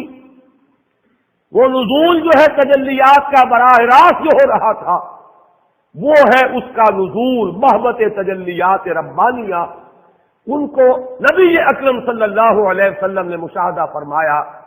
ہمارے ہاں جو شاعری ہوتی ہے اس میں مبالغے ہیں، اور ظاہر بات ہے کہ علامہ اقبال بھی بہرحال جو بھی کچھ تھے شاعر بھی تھے، مبالغے کے بغیر شاعری نہیں ہے۔ موسیٰ بے ہوش رفت بے یک جلوہ صفات، تو عین ذات میں نگری و تبسمی۔ موسیٰ تو جلوہ صفات ہی کی وجہ سے بے ہوش ہو گئے، خر موسیٰ صاعقا، اور تو عین ذات کا مشاہدہ کر رہا ہے صلی اللہ علیہ وسلم، اور تبسم میں ہے، لیکن یہ مبالغہ ہے۔ عین ذات کے مشاہدے کا ذکر کہیں نہیں ہے، نہ قرآن میں ہے نہ حدیث میں۔ اگرچہ اختلاف ہے، اختلاف صحابہ سے چلا آ رہا ہے، سلف میں ہے، خلف میں ہے، کوئی رائے رکھنا چاہے تو رکھے۔ میں نے اسی لیے شروع میں کہا تھا، اس واقعے کا انکار کفر ہوگا۔ تفصیلات میں توجیہ و تعویل کا اختلاف کفر نہیں ہے۔ ایک رائے یہ بھی ہے کہ شب معراج میں حضور نے اللہ کو دیکھا، براہ راست اللہ کا مشاہدہ ہوا ہے۔ لیکن ایک رائے زیادہ قوی یہ بھی ہے کہ نہیں، حضرت عائشہ سے جب ذکر کیا گیا انہوں نے فرمایا نور انا یرا، اللہ تو ایک نور ہے، اسے دیکھا کیسے جا سکتا ہے؟ آپ نور کے ذریعے سے کسی اور شے کو دیکھتے ہیں، نور اس کو کہاں دیکھا جائے گا؟ قرآن مجید میں بھی یہاں نوٹ کیجئے، اذ یغشی السدرۃ ما یغشی ما زاغ البصر وما طغی، ابھی اس کے بارے میں بعد میں عرض کروں گا، لقد رأى من آیات ربہ الکبریٰ، کیا دیکھا محمد نے؟ آیات ربہ الکبریٰ، کبریٰ جو ہے اس میں تفضیل ہے، عظیم ترین آیات ربانیہ کا مشاہدہ ہوا ہے محمد رسول اللہ، رب کا نہیں، آیات ربانیہ۔ نوٹ کیجئے زمینی سفر میں بھی کیا لفظ آیا تھا، کیوں لے گئے ہم مسجد اقصی، الذی بارکنا حولہ لنریہ من آیاتنا، ہم اس لیے لے گئے تھے کہ اپنی آیات کا مشاہدہ کرائیں۔ وہاں کبریٰ نہیں آیا، وہ آیات تھی جن کا مشاہدہ ہوا، یہ زمینی آیات ہیں، وہ بھی آیات الہیہ ہیں، لیکن جو عظیم ترین آیات الہیہ ہیں وہ ہے جو ڈھانپے ہوئے ہیں سدرۃ المنتہا کو، اور وہ ہے جس کا مشاہدہ کیا محمد الرسول اللہ صلی اللہ علیہ وسلم۔ لقد رأى من آیات ربہ الکبریٰ، یہ تقابل اگر کیا جائے تو غلط نہیں ہوگا، اگر اس اعتبار سے فضیلت محمدی ثابت کی جائے تو درست ہوگی کہ ذات باری تعالیٰ کی ایک تجلی جو کوہ طور پر پڑی حضرت موسیٰ، اس کا بھی تحمل نہیں کر سکے،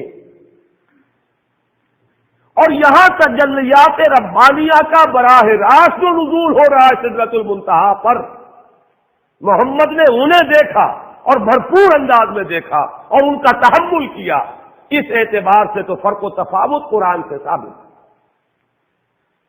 لیکن اگر یہاں ذات باری تعالیٰ کو لایا جائے تو وہ بلا سند ہے، قرآن میں سند نہیں، حدیث میں سند نہیں، ہاں اقوال صحابہ میں سند ہے۔ اب میں یہاں توجہ دلانا چاہتا ہوں، یہ عجیب مقام ہے، ما زاغ البصر وما طغی، عجیب کیفیت ہے، اس آیت کو سمجھنا جو ہے آسان نہیں ہے جب تک کہ کچھ کیفیات کو پہلے آپ جان نہ لیں۔ ہمارے اپنے مشاہدے کے بارے میں دو چیزیں ہیں، وہ نوٹ کیجئے، شوق تو ہے مشاہدے کا، اور شوق اتنا ہے کہ حد ادب سے بھی تجاوز کر رہا ہے، لیکن ظرف اتنا نہیں ہے کہ دیکھ سکے۔ وہ جو اردو کا ایک شعر ہے، مجھے پہلا مصرع صحیح یاد نہیں ہے، کہ غم عمر مختصر کا سبب اور کیا بتائیں، میرے شوق کی بلندی میری ہمتوں کی پستی، اس کو ذرا ذہن میں رکھیے۔ شوق بہت بلند ہے، دیکھنا بہت کچھ چاہتے ہیں، لیکن آنکھیں چکا چوندھ ہو جاتی ہیں، دیکھ ہی نہیں سکتے، ظرف نہیں ہے کہ دیکھ سکے، اگرچہ طبیعت میں شوق اتنا ہے کہ بے ادبی کی حد تک، حد ادب سے بھی تجاوز کے لیے آمادہ ہے، لیکن دیکھ نہیں سکتے۔ اس کو اقبال نے، میں سمجھتا ہوں کہ یہی مقام ہے قرآن کا، کہ جس کی کیفیات کو جیسے عربی میں کہتے ہیں کہ تعرف الاشیاء بازدادہا، کسی شے کی حقیقت کو اس کا جو اینٹونیم ہو، اس کی جو ضد ہو، اس کی حقیقت کے حوالے سے پہچانا جا سکتا ہے۔ رات کی حقیقت دن کے تقابل سے سمجھ میں آتی ہے، اور دن کی حقیقت رات کے تقابل میں سمجھ میں آتی ہے۔ اب دیکھیے اقبال کا وہ شعر جو اس نظم میں ہے، جو میرے نزدیک ان کے اردو کلام کا کلائمیکس ہے، ذوق و شوق، اور اس کے بھی آخری حصے کا شعر ہے یہ، عین وصال میں مجھے حوصلہ نظر نہ تھا، گر کے بہانہ جو رہی میری نگاہ بے ادب۔ دونوں اعتبارات سے جو ضد ہے اس کو لائے ہے اقبال۔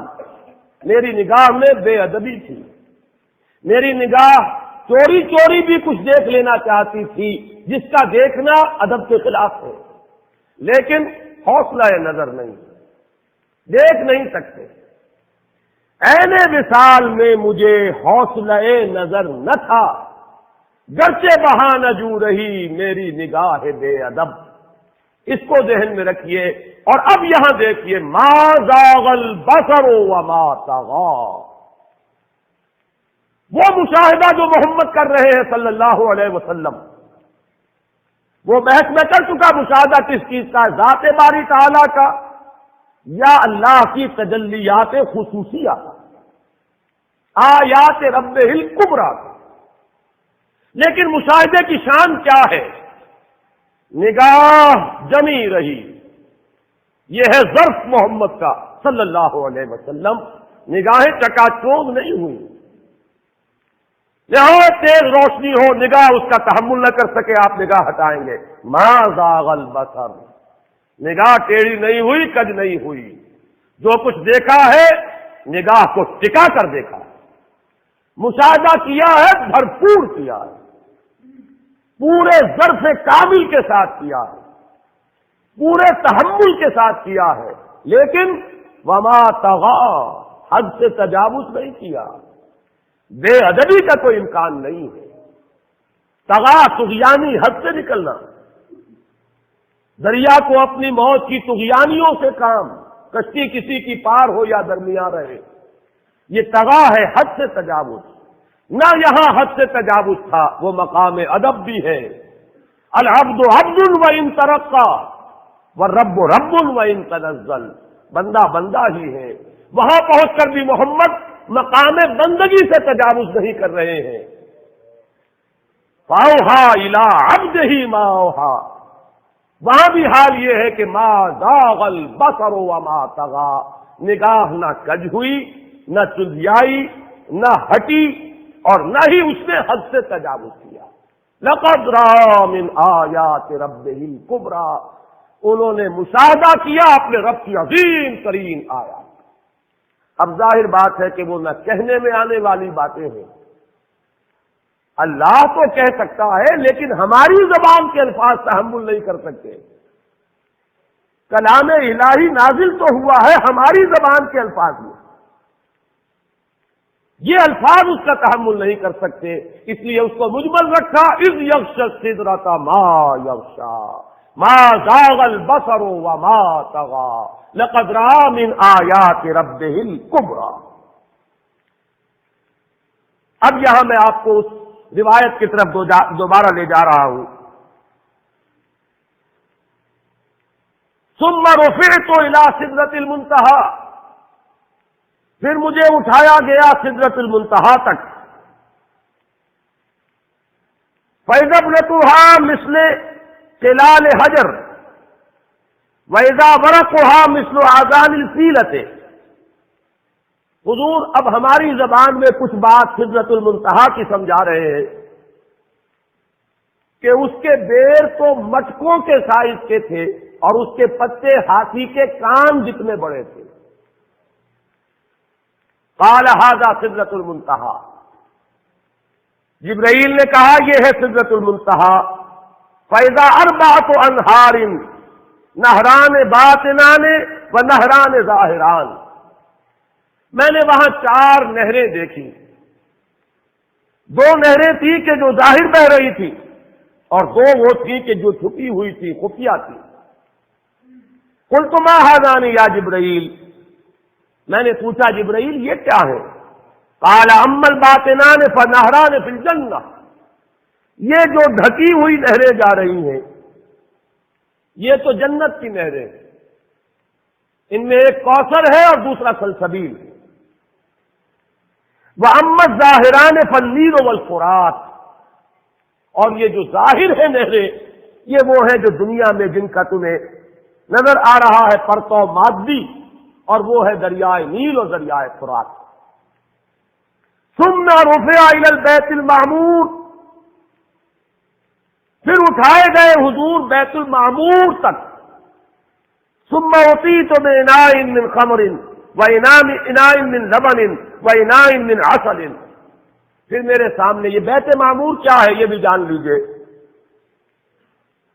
یہ در حقیقت اس سمائے سابعہ پر، ساتویں آسمان پر خانہ کعبہ کا اصل جو ہے اللہ کا گھر، جس کا یہ ظل اور سایہ اس دنیا میں ہے، خانہ کعبہ، یہ ہے وہ بیت المعمور، جس کے بارے میں ایک اور روایت میں الفاظ یہ آئے ہیں، اس میں روزانہ 70,000 فرشتے داخل ہوتے ہیں، اور جو فرشتہ ایک مرتبہ داخل ہوا ہے آج تک اسے دوبارہ داخل ہونے کی نوبت نہیں آئی. اسی طریقے سے وہ فرشتے ہیں جو طواف کرتے ہیں خانہ کعبہ کا. پھر جان لیجئے یہ ہماری نگاہوں سے مخفی عالم غیب کی ایک دنیا ہے اپنی جگہ، چاہے ہمیں نظر نہ آئے. پھر میرے سامنے 3 برتن لائے گئے، ایک دودھ کا اور ایک شہد کا اور ایک شراب کا. فاخذت اللبن، میں نے دودھ والا پیالہ اٹھا لیا.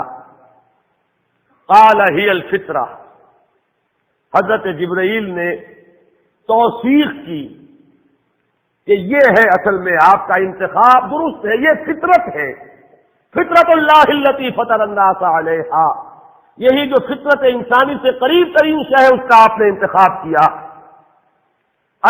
انت علیہا و امتک، اسی فطرت پر اے محمد آپ بھی ہیں اور آپ کی امت بھی ہے. ثم فرضت علی صلوات 50 کل یوم. ایک اور روایت میں الفاظ آئے ہیں، اس میں اس کی وضاحت نہیں ہے کہ 3 چیزیں حضور کو یہاں عطا کی گئی. ایک تو 50 نمازیں جو فرض ہوئی، ایک دن رات میں 50 نمازیں، اور ایک سورہ بقرہ کی آخری 2 آیات جو تحفہ اللہ نے دیا محمد کو امت کے لیے صلی اللہ علیہ وسلم. آمن الرسول بما انزل الیہ من ربہ والمؤمنون کل آمن باللہ وملائکتہ وکتبہ ورسلہ. یہاں سے لے کر آخر تک فانصرنا علی القوم الکافرین تک، یہ 2 آیات یہ جنت کے خزانوں میں سے 2 خزانے ہیں جو شب معراج کو عطا ہوئے ہیں محمد رسول اللہ کو بطور تحفہ امت سے.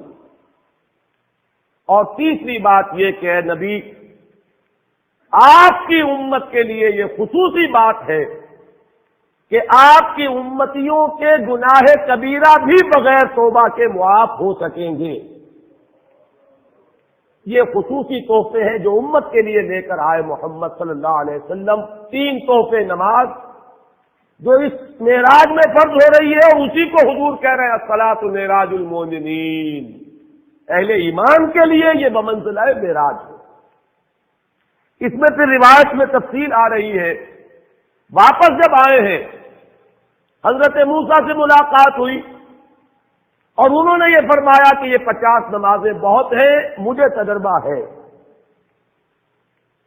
تمہاری امت اس کا تحمل نہ کر سکے گی، واپس جاؤ درخواست کرو کم کرواؤ.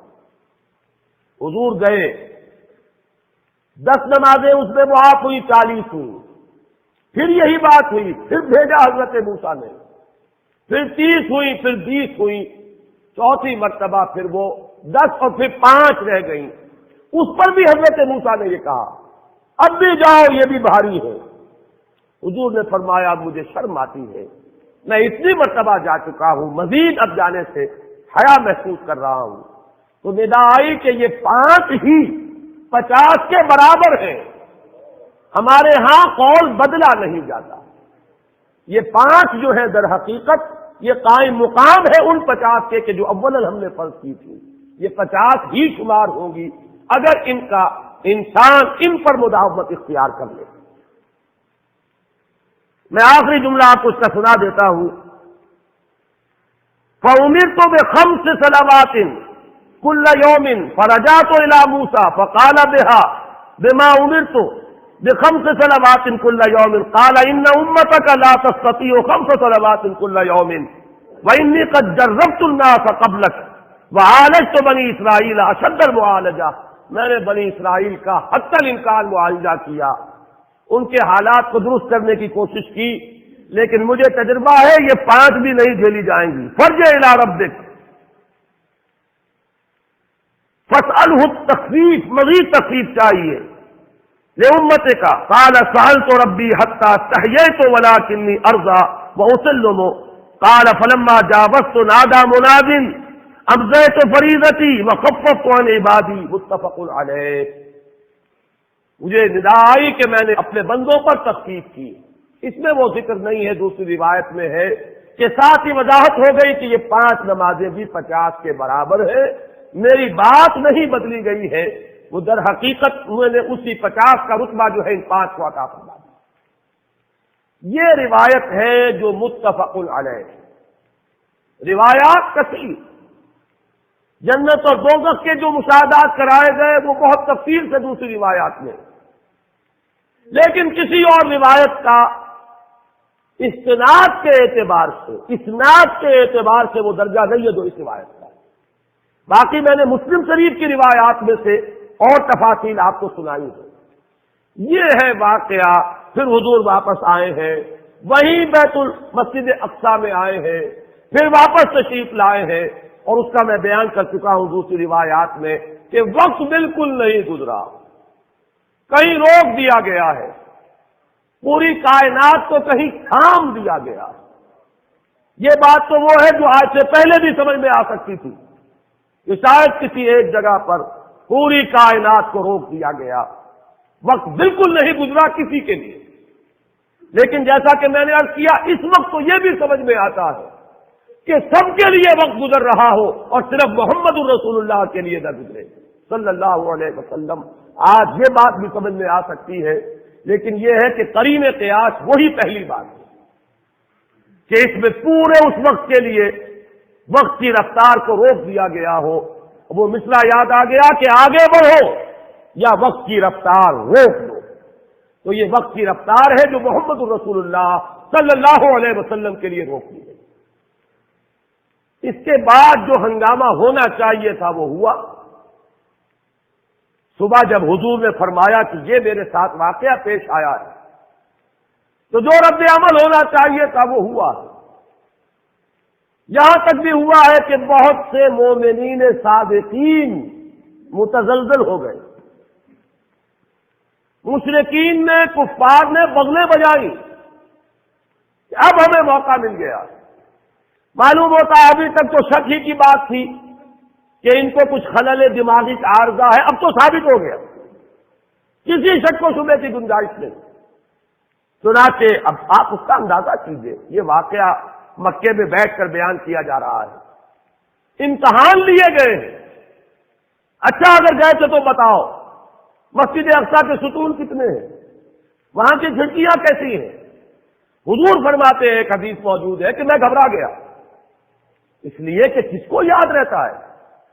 مسجد اقصی میں جا کر حضور ستون تو نہیں گر رہے تھے، لیکن یہ کہ جب پوچھا جا رہا ہے تو مجمع میں تو ہو سکتا ہے کہ تالی پٹ جائے کہ اچانک اللہ تعالی نے میرے سامنے مسجد اقصی کو کر دیا.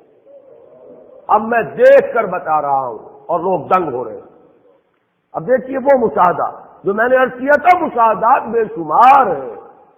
جنت سامنے لے آئی جاتی ہے اور آگ سامنے لے آئی جاتی ہے، جہنم سامنے لے آئی جاتی ہے، مسجد اقصی سامنے لے آئی گئی ہے، جن میں سے ہر سوال کا جواب حضور نے مشاہدے سے دیا. اسی ضمن میں وہ واقعہ آتا ہے کہ حضرت ابو بکر کے پاس گئے لوگ دوڑے دوڑے. وہ یہ سمجھتے تھے کہ اگر یہ پالا ہم مار لیں تو پھر ہماری جیت ہے. ابو بکر کو اگر ہم متزلزل کر دیں تو پھر گویا کہ ہمارے لیے کوئی اور پرابلم نہ رہے گا. روایت میں آتا ہے حضرت ابو بکر نے بھی سن کر ایک دفعہ جھرجھری لی ہے لیکن صرف ایک سوال کیا، کیا واقعی وہ یہ فرما رہے ہیں؟ لوگوں نے خوش ہو کر کہا، تالیاں بجائے، ہاں ہاں کہہ رہے ہیں، چلو ہم لے چلتے ہیں۔ انہوں نے سمجھا کہ ہمارا وار جو ہے کارگر ہوا، واقعی کو تزلزل ہے۔ لیکن اگلا جواب ابو بکر کا یہ تھا، اگر وہ کہہ رہے ہیں تو 100% درست کہہ رہے ہیں۔ میں روزانہ یہ مانتا ہوں کہ فرشتہ آسمان سے ان کے پاس آتا ہے، تو اگر ایک مرتبہ انہیں آسمان پر لے جایا گیا تو یہ کون سی بعید ہے؟ یہ ہے وہ دن کہ جس کے بعد صدیق اکبر شمار ہوئے ہیں ابو بکر صدیق۔